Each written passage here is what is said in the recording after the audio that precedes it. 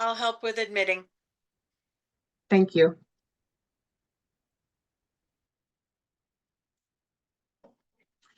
Hello, everyone, and welcome to Community Tech Network's Lunch and Learn webinar series.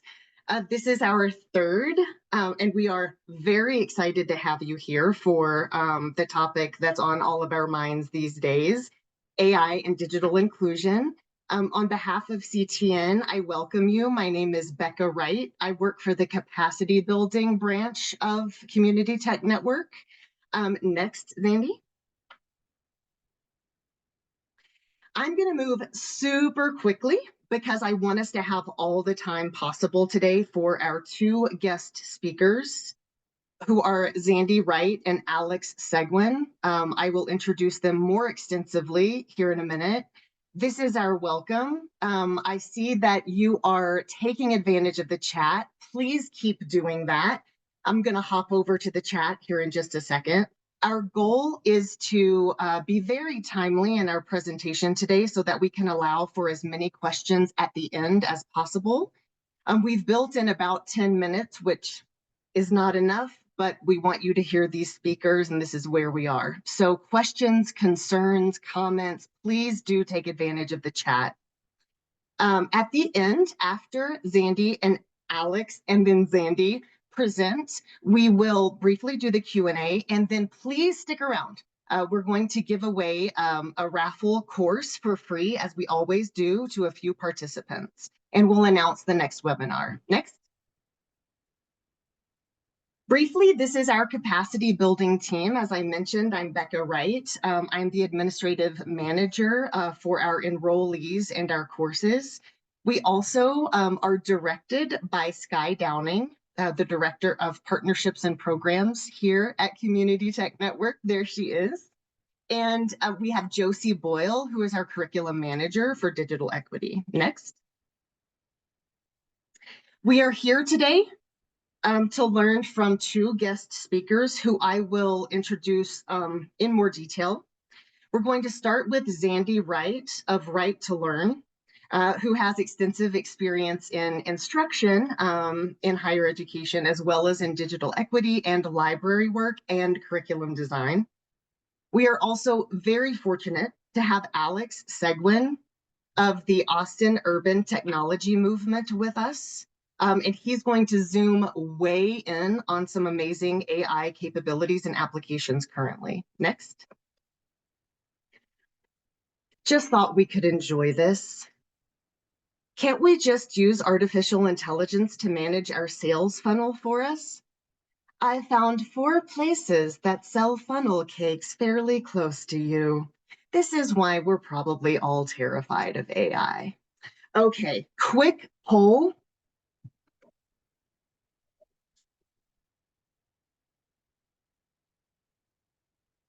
Xandi, you might have to do this one. Let me try one more time. Are you able to share polls, Xandi? Let's see. Polls and quizzes, poll AI. Did that work? I am not seeing it. Are others seeing it? I am seeing it. Perfect. Yes. Let's take a quick second. How comfortable are you explaining AI? To what extent do you use AI in any form in your daily work? And what are some of those emotions? What are the feels?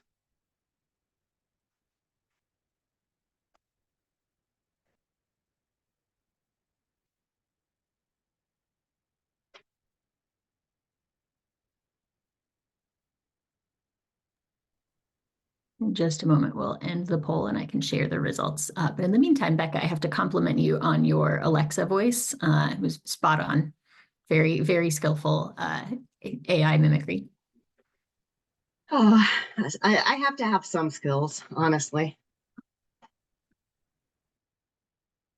While we're waiting on the results of these polls, can I just ask if you are seeing your name listed multiple times in the participant list, can you please reset your name?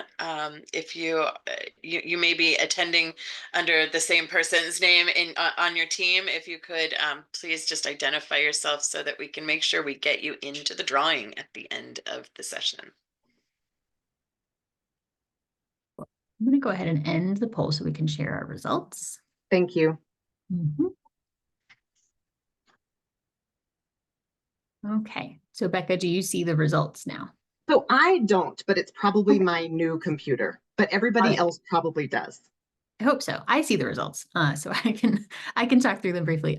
So in terms of confidently explaining AI to someone else, we have a pretty solid 39% saying yes.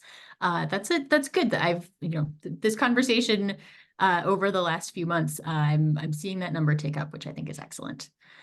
Then similarly, probably not quite 40%, actually a little bit over 40% of folks said either yes every day or yes frequently to use AI tools in your daily work. But we also have a solid 20% who said nope, not at all. No, thank you. And then the feelings that resonated for folks, we've got exciting and nervous, both represented, which I think is pretty common. That certainly reflects my experience. Some folks finding not just nervous, but scary, like maybe a more alarming way.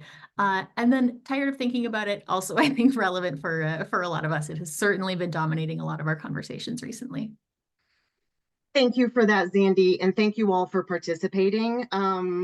Spoiler alert, we have something for all of you today in this presentation, hence my little kaleidoscope slide. Here's going to be our trajectory. We're going to zoom way out in the beginning and in the end with Xandi Wright's presentation. So we're going to zoom out, twist the kaleidoscope one way, to talk about AI in general, its role in our world, and the fact that it's not really as new as we think it is. Also, how can it apply to digital equity in our very important digital inclusion work in order to prevent the next stage of a digital divide?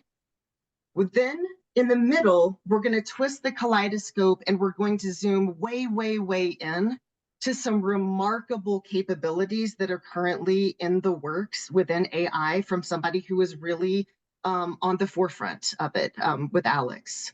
So with that, next slide, I'd like to introduce Xandi Wright. Founder and educator Xandi Wright began their career as a teacher, pivoting to focus on online learning programs in the early 2010s, when live instruction via webcam was still finding its footing. Subsequent work with public libraries and online graduate education brought the digital divide into sharp focus.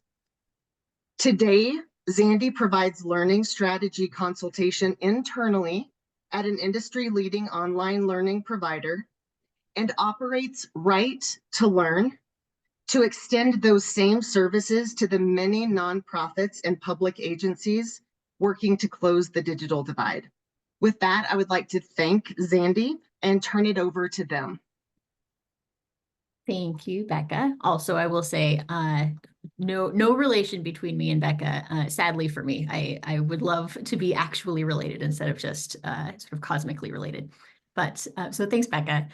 So I would love to actually just start with clarifying our shared definition of AI. Would love to encourage some participation in the chat if folks feel comfortable. We will provide a definition, but when you think about AI, what does that mean to you? How do you define it to someone else?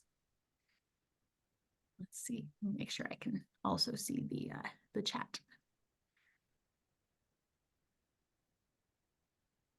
Okay, so I heard machine, or I see in the chat machine learning. Good. That's absolutely part of it.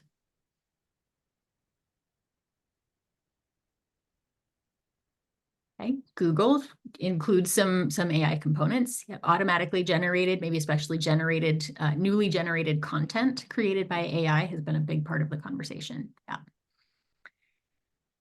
But your device needs to be unlocked for that. Also, my phone has heard me talking and offered to automatically generate some content for me. So we'll just put that on mute. Okay, so while we're thinking about that, let's sort of the definition of AI that we want to work with as a group, I think, is to talk about the fact that AI is actually not one single thing, but is a broad category or a broad term that we use to talk about really any technology that enables computers to do things that previously we would have said were human things and maybe human things only. So especially recently, we've been talking a lot about computers being able to write or create images or see things. We're talking about sort of computer vision.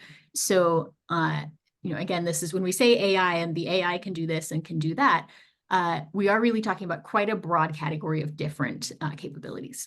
So now from this group, given the familiarity that I was seeing with AI in our polls initially, I may have to retire this joke soon, but I will say that it's easy to think based on the headlines and the sort of discourse about this, that in the beginning there was nothing, and then we had ChatGPT.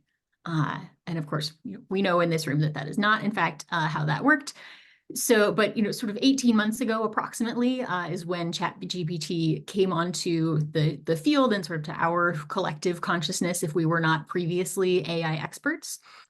So we want to actually rewind the clock a little bit and talk about what came before ChatGPT and to put this into a little bit of context. And the reason that I think this is important is because when we talk about AI as sort of this monolithic thing that didn't exist and then suddenly now is here, I think that really contributes to the anxiety that people feel about it, that it feels very abrupt and very disconnected from any other technologies that we were already familiar with. So let's do a very brief sort of 3-minute history lesson. And actually, I will once again, I'll invite you to participate in the chat. Anybody recognize this gentleman? Well, these two gentlemen. One of them is the person in question, and one of them is an actor playing the person in question. But yes, this is our friend Alan Turing. Excellent. So he lived from 1912 to 1954 and was a very early example of what today we would call a computer scientist. Specifically, he pioneered some contributions to the idea of a computer that could store a program that would have a sort of a working memory and would be able to modify its own processes to sort of think. We'll keep using that anthropomorphic term. Think about what it does and think about how to do it better. All right, next up in our history lesson, some of us may remember this. So let's see, back in 1996 and 1997, the computer or the AI model Deep Blue played chess against chess champion Garry Kasparov, and notably not just played but won. This was the first time that a computer model had really, not just been able to play chess, but been able to actually beat the reigning world champion in chess. And I point this out to say that, notice that computers being able to beat humans at games is not a particularly groundbreaking concept for us at this point. We sort of go like, yeah, well, sure, of course they can do that. And this was absolutely a groundbreaking, sort of very visible pivot in the development of AI at that time. Similarly, probably a lot more of us remember this. I will actually not play the video in this case, but if you recall, in 2011, our friend Watson, yes, our good friend Watson, who was an AI Jeopardy champion, did successfully beat the two previous reigning human Jeopardy champions. And I do actually recommend, like I said, I don't want to use our time to watch the video at this moment, but it's interesting to go back and watch it now, knowing what we know about AI at this point in the future, to go back and sort of see how the IBM engineering folks and the television folks actually made it a little bit more visible for television audiences to see a little bit of how the AI was thinking or working on the problems that were being provided. And specifically, this was a really visible demonstration of natural language processing, the ability to speak in human sentences and have an AI model respond similarly. Let's see, we'll skip past our video. But so we've talked a little bit about this history leading up to 2011. AI was definitely not just on TV, but in your life before ChatGPT came onto the scene. So again, I'd love to see in the chat, what are some places that AI has already been a part of your existence before we got into this most recent wave of generative AI hype? Yes, okay, I'm seeing some really good responses. So Google Maps, GPS, Alexa, and Siri. Yep, in fact, Siri, I think, is our first example. So any of those sort of voice command digital assistant tools are working on an AI model. Yep, grammar checkers, Grammarly, absolutely. Facial recognition.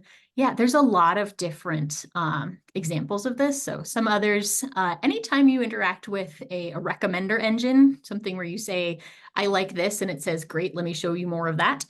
All of that is built on an AI model. Let's see, when you get an alert from your credit card company saying, did you spend money on this? Then yes, that also is built on AI. There's not actually a human being looking at all of your transactions, which is probably good for most of us. And things like self-driving cars, or even some very advanced versions of adaptive cruise control. This is AI as well. Somebody mentioned like navigation, Google navigation, and maps. And then, and lastly, as we start to talk about generative AI, one very specific example in probably all of our smartphones is this predictive text tool. And a way that we can think about a lot of what AI does these days is that it takes the input and makes a statistical prediction of here's what I think is going to come out of that. That's not every AI tool or every AI model, but that's a lot of what it's doing. So then, of course, enter our friend ChatGPT. So this was in November of 2022 that we had this sort of global sensation. And I want to call this a sensation rather than a sort of a specific breakthrough, because while this was a breakthrough in terms of capabilities, really the biggest change here was the adoption, the fact that this one was made widely available to your average human being on the internet, that you could interact with it without any particular kind of training. And the speed with which it was adopted is a huge part of what sort of triggered this influx of headlines and conversation around AI. So 1 million users within 5 days, 100 million users in 2 months. That is the fastest adoption of an internet tool in the history of the internet. So that's one of the major sort of things that we're seeing be different, is just the rapidity with which people are saying, yes, I want to try this. I want to check it out. So with that, as we said up front, I am an educator. I'm focused on sort of digital skills training. I am not an AI professional expert, but Alex is. So Alex is going to talk a little bit with us about sort of understanding from a deeper dive lens. So, but sorry, I forgot I have one more slide. Before I do that, to talk a little bit about the tools that are available these days and what was so sort of different about them, right? Partly it's the generative piece of AI, that they can create something that did not exist before rather than analyzing something that did. The multimodal piece, the text, images, video, voice, all of the different ways that it can interact with people and have different forms of output. And the marketplace of tools and acceleration of those tools. Again, the fact that you don't have to be trained as an AI expert to be able to make use of these, which also means that a lot of us are sort of driving the ship without necessarily knowing how the ship works, which can be a little bit alarming. And so, which is why we want to have conversations like this one. So with that, I will hand it off to Bekah to introduce Alex, who is our actual AI expert in this conversation. Thank you so much, Xandi, for setting the scene. Alex will win everyone over with his enthusiasm. So I quickly want to introduce Alex Seguin, Technology and Innovation Director at Austin Urban Technology Movement. Alex is a visionary leader, you'll see that, and a driving force in the field of AI and robotics. As the front man of the XL AI Initiative and the Math AI Project, he has demonstrated a unique ability to blend his expertise in engineering and AI education with practical applications. With a rich background in business development and product management, Alex has made significant contributions at notable companies like Athena AI, Shield AI, FLIR Systems, Fortive Corporation, and Honeywell. His efforts in educational technology, of note for us here. His efforts in educational technology and business strategy showcase his commitment to democratizing AI and reshaping the future of education and real-world applications. Alex's military background as a tech sergeant, aircraft maintenance technician in the Air Force Reserves further adds to his diverse skill set, underscoring his leadership and technical prowess. I'm so pleased to turn it over to Alex. Thank you, Bekah. So I'm going to go over high levels, but really at the end of the day, what I want to communicate to y'all are, where is AI going and how can we get this technology in education as well as connecting education to industry, which I believe is possible. So we started this initiative in 2020. This Excel AI initiative was all designed around preparing AI to serve the future of humanity. So again, my name is Alex Seguin, technical director, have a veteran background, but also was a chemical engineer prior to getting the MBA, and I took a few classes at Harvard and others. So let's go to the next slide. All right, so Excel AI actually came from this robot in the 70s. There was a robot all designed around education. It was rebranded in the 1990s after Star Wars, and we kind of got that logo. And really at the end of the day, it's like, how do we apply understanding of neural nets to our human brain and how our brain works and really understand cognition overall? All right, next slide. So I have a background. What's cool is if you think about how your brain works, if you hear something in the distance, like a barking dog, typically if you're at a park, you'll look over and make sure there's no threat, but you kind of hear something first, then you look over, you see that dog maybe running towards you or not, and then you calm yourself or you panic, right? This sensor fusion capability is what I call, uses multiple sensors. And what I'm trying to do in the educational realm, because it's very easy to understand computer vision, because you can test those models easily, how can we leverage that background? So if you could go to the next slide, I was able to actually install 2 sensors on the Boston Dynamics Spot system, one that detects chemicals like explosives, that you actually use that on BP oil rigs offshore, and then on a separate sensor that can see sound as well. Next one. And then Shield AI, here's where it gets into some of the defense stuff, but there's teaming of robotics solutions. And this is one of the concepts we have for education is if we could do something like laser tag robots, then the average majority will understand what's possible with AI tool sets and also warn of potential use cases. But there's definitely teaming of robotic systems and the desire for that in the military. All right, next slide. So the company I worked at, you'll see on the next slide for a demo, is Athena AI. And let's go ahead and click on that demo on the next slide. Well, actually, it's 2 later. So first, I want to go into what is intelligence. And if I think about everything we do, artificial intelligence ultimately helps us understand our own intelligence. And we should raise up intelligence on the human intelligence side. And we focus around 3 areas. And I say this is probably applicable to most education. But if we can focus on outcomes-based education, real-world AI education, hands-on, that'll go a long way because these tools are evolving so fast. And teaching in textbook theory methodology is going to be challenging in the future.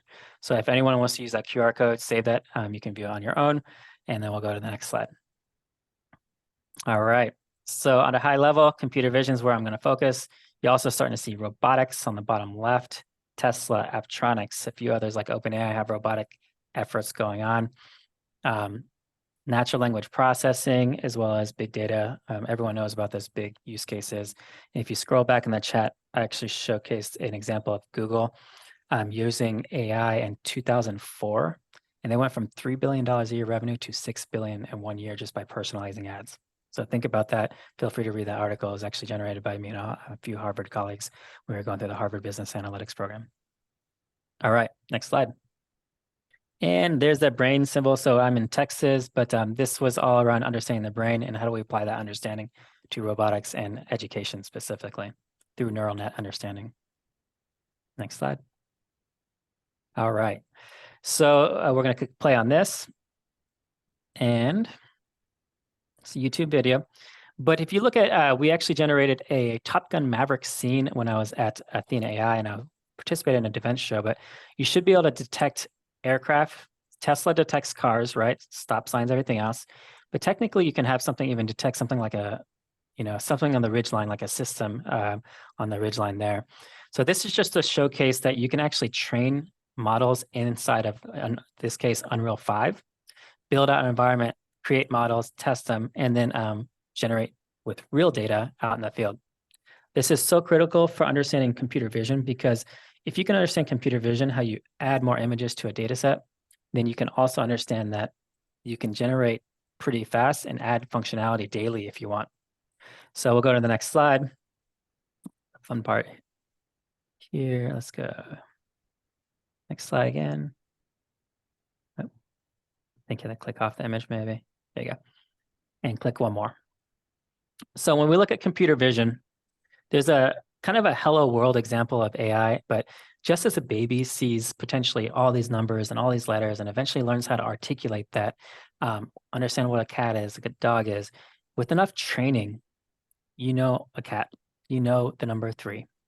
And I'll go to the example of if you have a cell phone and a kid learns how to use icons at 6 years old or less and can go through videos on YouTube, and maybe the first time they saw a cell phone, it took them 4 or 5 hours of playing it, maybe putting it in their mouth, really just understanding that cell phone. If they were to get an Android phone, they're not going to spend another 6 hours. So AIs are really our ability to transfer the learning one object to the next. Once you have a set of 3, you see another 3, and then you can see that there's you're detecting that thing accurately. So think about how we learn as babies, and that's really computer vision as well as how AI is trained. More data, more insights, and then more capabilities. All right, next slide. The simple example here is old school programming. You had to logic everything. So you would have to enter your age to get a qualification. If you're above the age of 18, you have to check the results. If we go to the next slide, and I'm going to look in the chat bar, if I were to tell you these were letters, everyone, if you can, just write in a few letters. What letters do you see in front of you? On the left, the middle, the right. So I don't see anything in the chat yet. There you go. XLU. So if you think about what your brain did, it might see the X at first and not know what to do. But if I say letters, your mind tries to find that pattern to what you know, recognize what you know. Click one more. And to code this hard into a actual logic-based program, you would basically have to say, okay, on the X, 1, 1, 1, 3, 1, 3, 2, 2, here, if those are all black, make it X. Now, in reality, we can't do that. Our brains aren't wired that way. Neither should computers if we have neural nets. So let's go to the next slide. Imagine if you did do it that way, how long it would take to generate something like a 28 by 28 grid here. And it's simple, but machine learning at the end of the day is using these principles, adding more data into the data sets, and you train the models on the answer. So it keeps on predicting right or wrong. And if it gets it wrong, it updates the neural net, or the brain, I will say, and you get it right, and it doesn't do anything to the neural net. So by thousands and millions of images, you can get very accurately the number 3. All right, next slide. And here's where I'm going to take over and try to share my screen. Oh, my apologies there. All right. All right. So I'm going to have to turn off my video on the Teams in order to activate my video for this demo. Anyone can go do this now. And we have a sensor fusion kit that we actually teach for education, where one can go through this on their own. And what we're going to do here is show you in real time how this works. So just by moving my head around left, right, up, down, we have 150 images, let's say. The second image, we're going to do something like a phone. And let's see if I can do this right. So, all right. So we got a phone at various angles. All right. That's another 150. Now we're going to go through the training cycle. So we're actually preparing data. 20% of the data gets segmented for test data, and the answer is trying to be predicted. And a neural net literally is being produced in front of our eyes by going through 50 training cycles, or what they call epochs. This technology is for a single image, but in higher, more advanced technology, you might have a example such as that can count number of phones, for instance. So you're going to see here real quick, there's me, the detection, phone, pretty accurate. But if I pull this phone far, far away or don't have a phone at all, you still see a phone because there's no data in that image. Now, here's another trick. If you have both, there's not an Alex and phone option. So what I can do is go through another training cycle and say background. Again, Teachable Machines is a Google product just to showcase what's possible. We're going to actually have no image now. And let me scroll down. And since there's only so many, ideally you want these weighted roughly 150 each. And then we're going to say Alex plus phone. While we're doing that, we'll give a quick time check. How much time do I have? I think we've got about another 5 to 7 minutes. Perfect. So there's Alex plus phone. I'm putting in the image in the training data set. And if you think about Tesla's doing this daily, guys, AI computer vision, if you have it at our average storefront, you could pull in training data. Rules aren't regulated around that yet. But all you have to do is hit the update on the train button. And there's no change to your code if you're a software developer, which is really cool if you think about how much better you can get. When OpenAI changed a new ChatGPT, when they come up with ChatGPT 5, they have a whole bunch of human annotators, a whole bunch of data that they have to re-review. And it's probably taking weeks to maybe months. Some estimate $20 million a training cycle for a new model of OpenAI. So now you have a model with me. Let's do the phone. Let's do the background. And we're going to do me and the phone. And you see even, yes, pretty accurate because I have the data. So that's the real demo there. Let's go back to the screen and let me try to pull the chat so I can see that with y'all.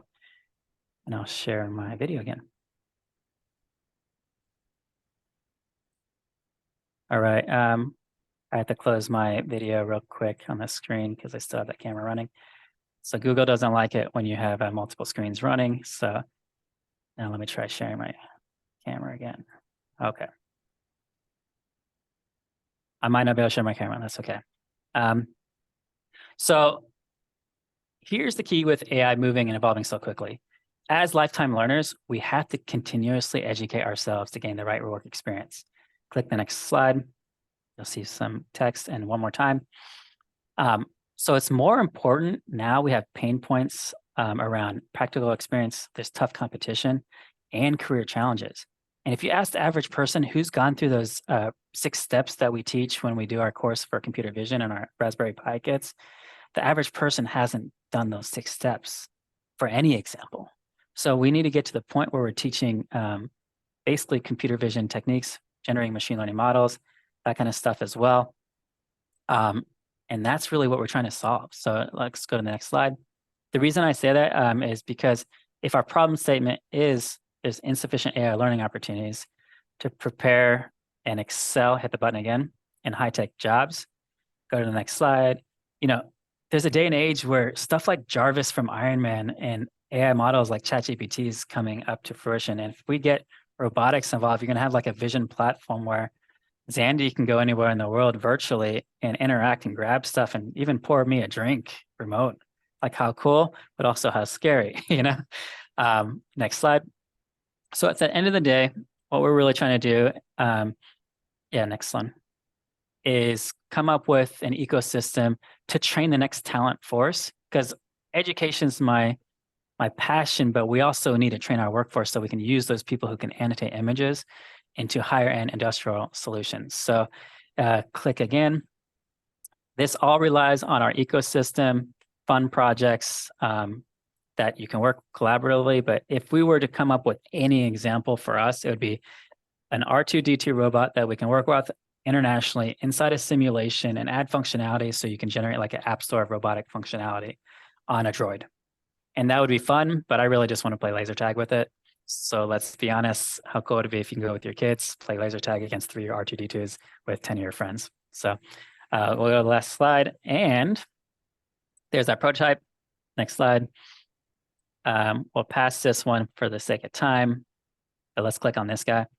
This was debuted in 2021. A whole bunch of Harvard colleagues actually helped with the development of this frame.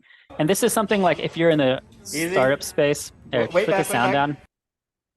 Just put the sound down and while it's playing. You can do it on that speaker icon. Yeah. There you go. Is if we have to fundraise around something, it's going to be this concept. But we have a few ideas as well as potentially interacting with your keyboard mouse with the AI box to control your computer. We can apply computer vision to. So at the end of the day, we're trying to revolutionize education with edge AI, robotics, and cloud. But at the end of the day, we need people to believe that's possible, get in that mindset that you can learn anything and really, join me in this journey I started in 2018 at MIT, which is skill and reskill yourself constantly so you can pick up these skill sets to be more productive. So last slide, I think. Click again. Yep. So at the end of the day, we're here to prepare AI to serve the future of humanity. And it's like really at the next generation, as we're preparing these tools to help the world, how do we be more successful? And my email's at the bottom, put in the chat as well, but we'll go to questions later, but I hope you enjoyed the presentation and got a glimpse of, where I have a lot of fun, and I appreciate you joining. Thank you so much, Alex. I feel like we could do a whole full session of just digging into some of these amazing projects and future opportunities. And I hate to I'm going to bring us down a little bit, hopefully not too much, to talk a little bit about sort of what, as we think about all of the possibilities, and also recognizing that we are a room full of people who said, yes, digital inclusion in the title of a webinar is a thing that I would like to attend. So of course, we want to make sure that we're also talking about how do we make sure that the future of AI progresses in a way that is equitable and inclusive. So you can just give me a yes or a thumbs up in the chat if you've heard of the term the Matthew effect before.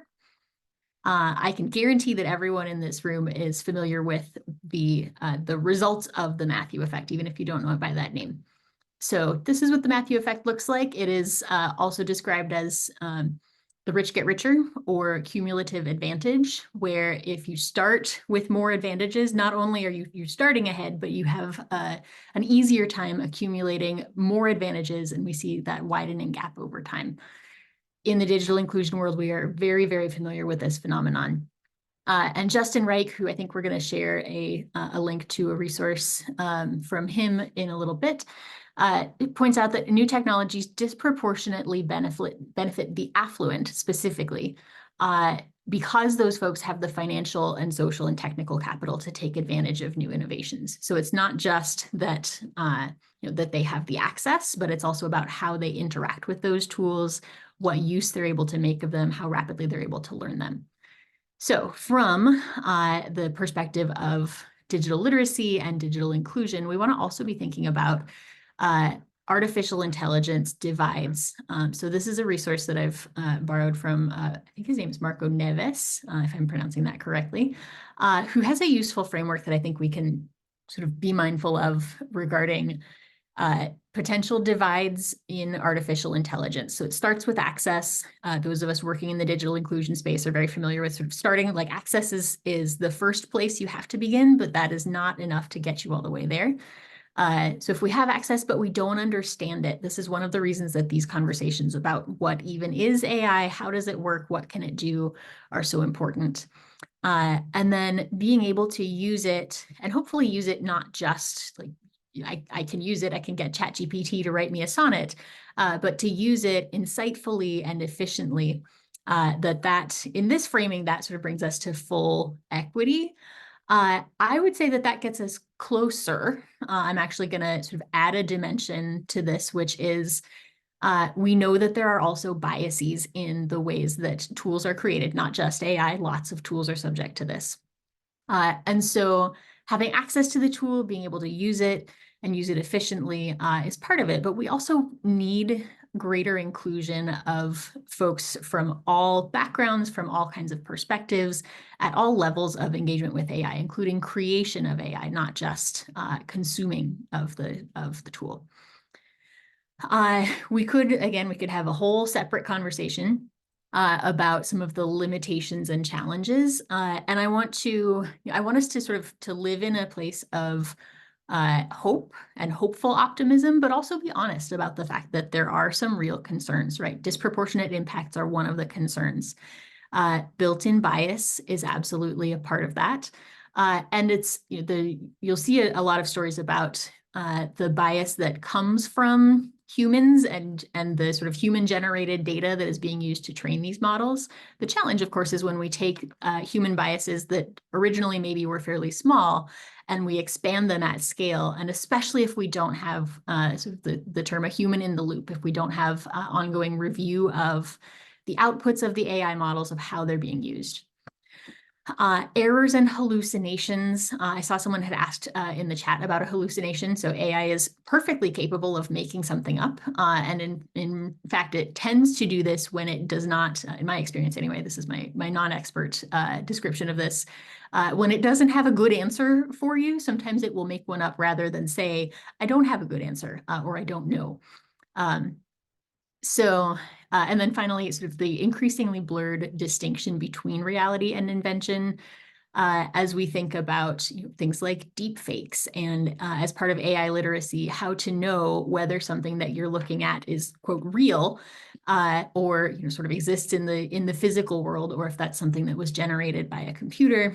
And so there's a lot here that we should be excited about, but also need to be very thoughtful sort of consumers and creators of these tools. And the analogy that I've been using recently is thinking about that AI literacy is not just being able to use the tool, just like when you're learning how to drive.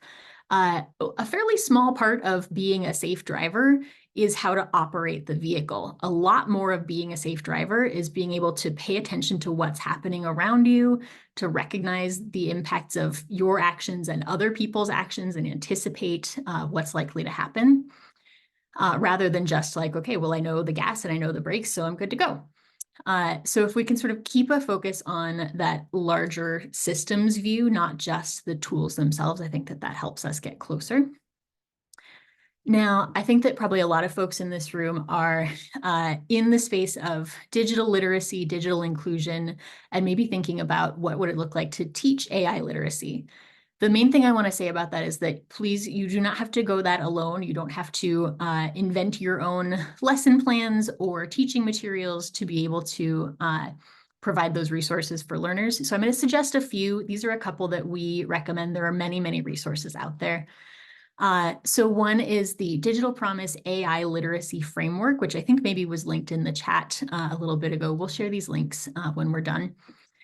So this framework relies on, again, understand, use, and evaluate. And the evaluate does include a little bit of what we talked about a moment ago in terms of recognizing some of the challenges, being able to be a critical consumer or a critical creator even.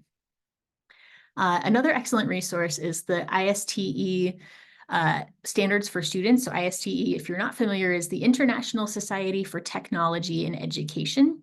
So these standards for students are actually not specific to AI, but they are tool agnostic standards of what learners should be able to do with digital tools, including being able to be those thoughtful consumers, to be creators and not just consumers. And so, like I said, this is not specifically about AI, but you can read any and all of those standards through the lens of what would this look like applied to AI.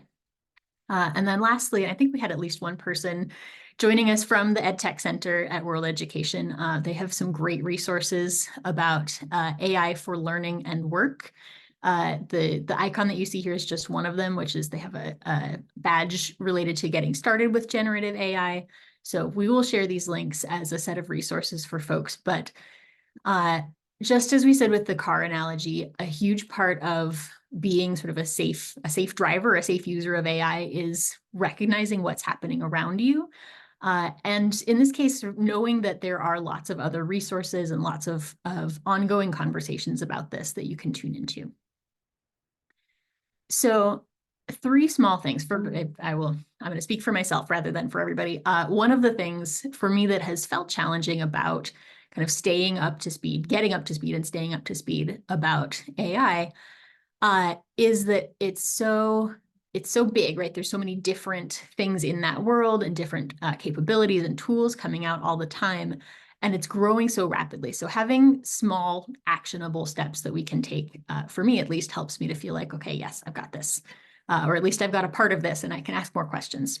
So that first small action step is just get curious, right? Even if for the folks who said, I'm feeling worried about this, I'm feeling anxious about it, you can be anxious and also curious. Give yourself some space to feel both of those things and to say, let me do a little bit of reading before I click into this, but then, yeah, I'm going to click into this and see what happens and experiment in a safe way. Knowing the limitations, not just of what the tool is capable of, those are important too, but also knowing some of those sort of systemic concerns that we talked about.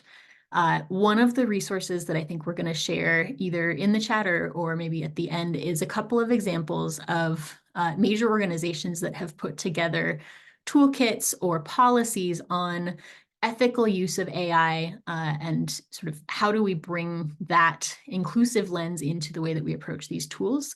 So if you're like me and just clicking on any and every clickbait AI headline gives you anxiety and keeps you up at night, digging into some of these longer form resources about what would inclusive policy look like, how could we actually approach this from some of these organizations that have really put a lot of thought and resources into it, I think is a good way to follow along there. And then lastly, I think we all need to seek digital resilience, not just literacy. So I'm differentiating those terms. Digital resilience for me means not just I know what's currently possible or I know how to use a particular tool that exists now, but also I know that I have the capability to keep learning as things evolve.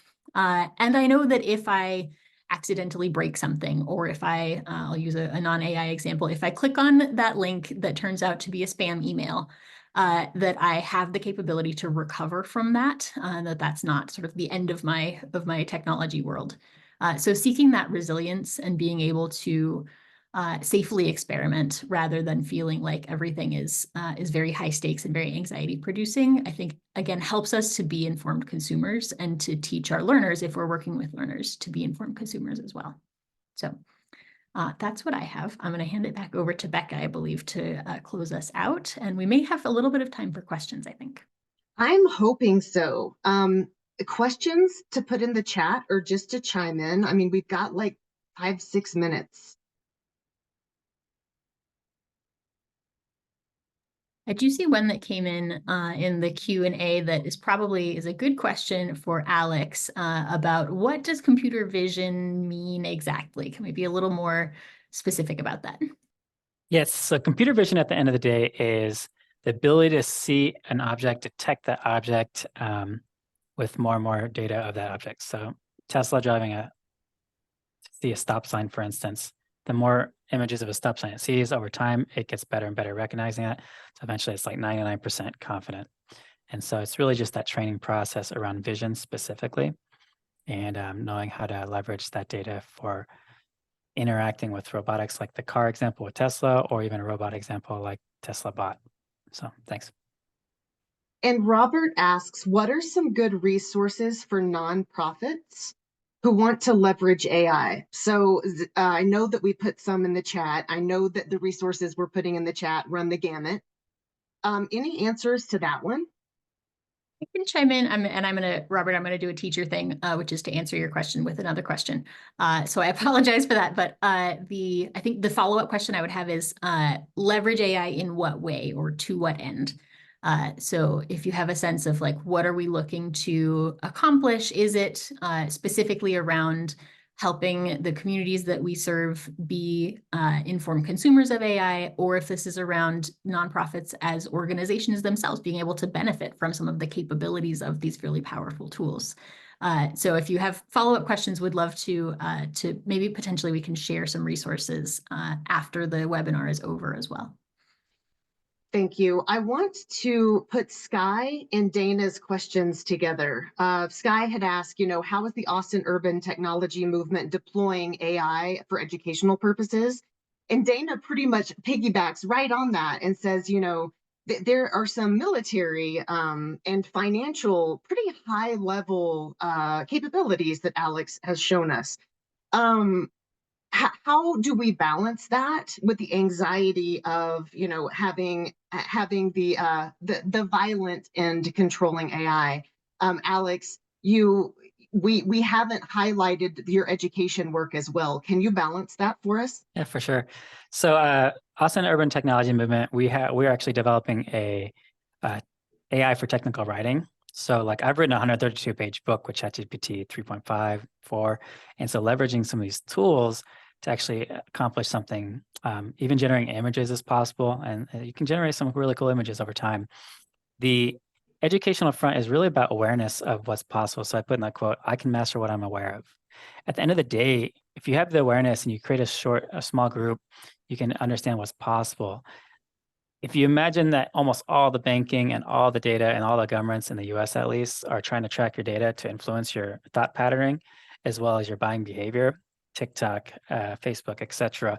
You have to then build that resiliency in yourself as well. So like exactly what they're doing on marketing to make you buy more, to increase the GDP of this country, you know, fund the defense budget, $800 billion, I believe.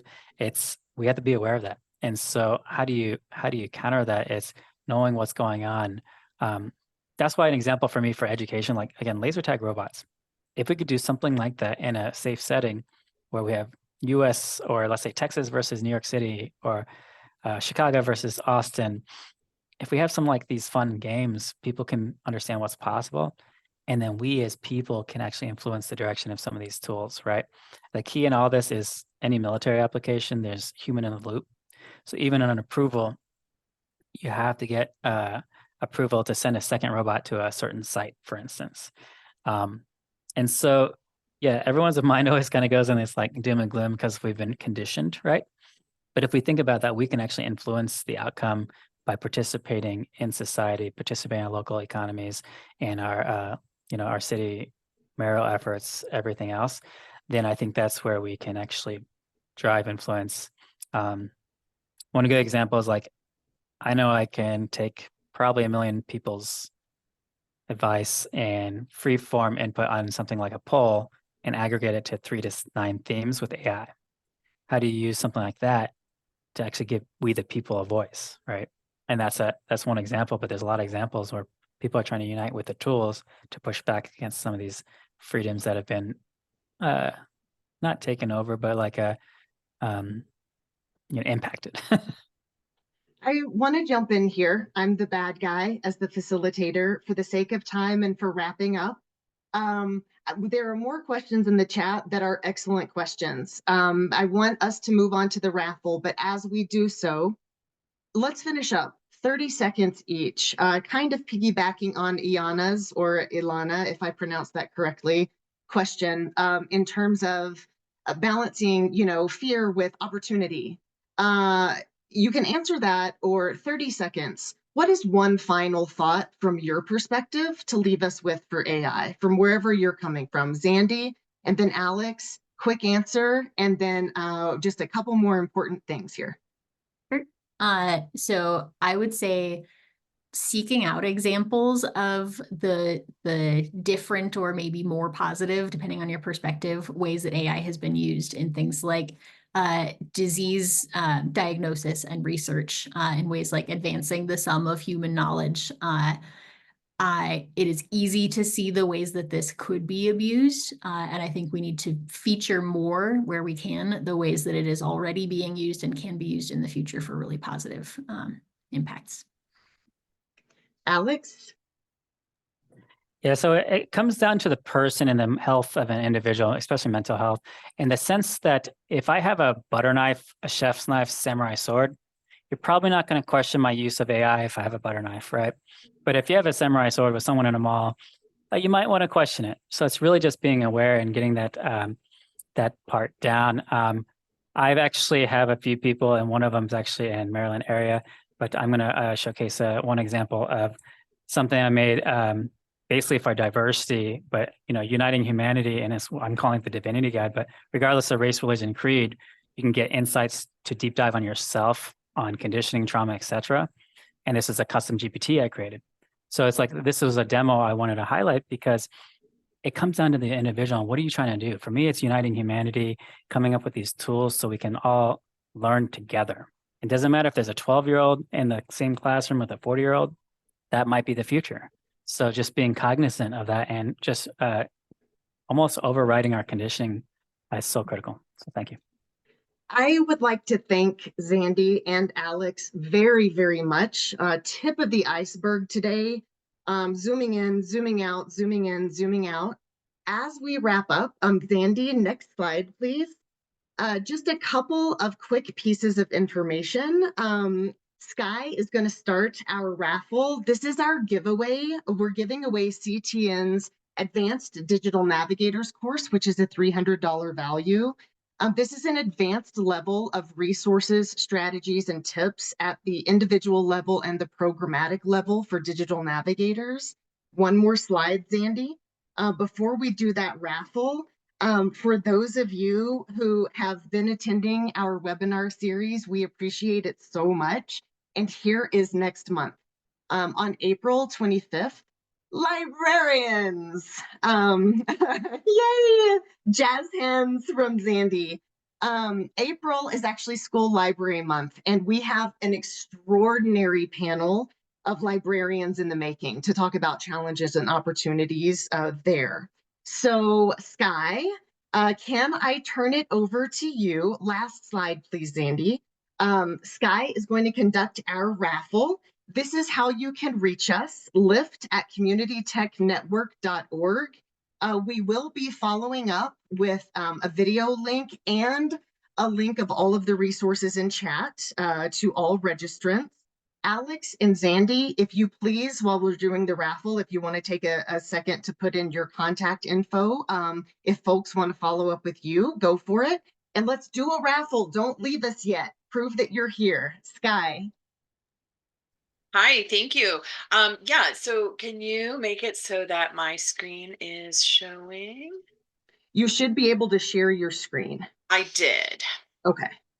Maybe we'll stop the presentation here. Yeah, that's okay. So let me try again here. Closing moments. Let's not have a technical glitch now.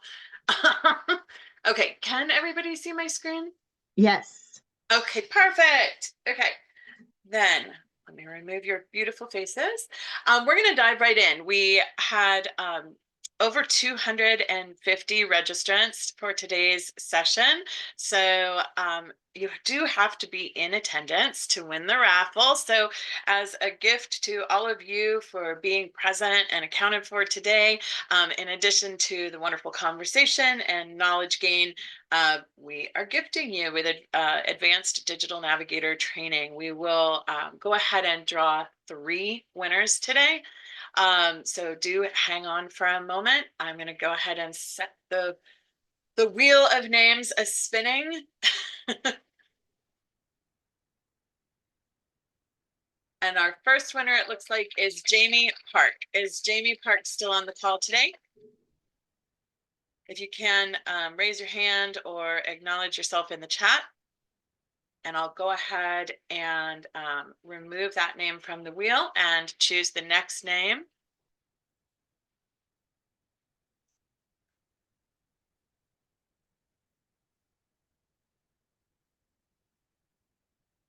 Oh, Devin Kimler.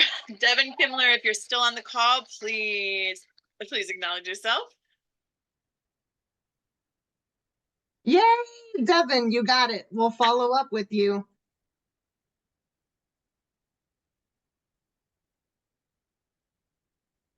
Once again, Tina Gounder, you are still on the call. Please make your presence known. Tina, Okay. Congratulations. We will follow up with you. One more, Sky. The Tina and Devin were both here. Okay, so one more. Last one for the win today. All right, Jess Ross from, Jessica Black. You know what?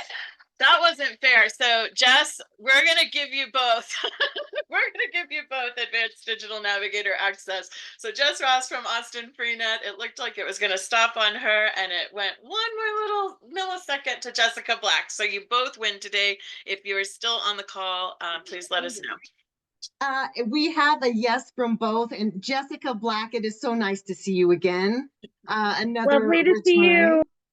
Thank you so much. We will follow up with all of the winners. Thank you so much for attending today.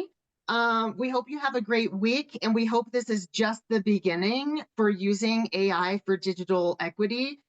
Thanks again to Alex Seguin and Xandi Wright. Have a great day, everyone.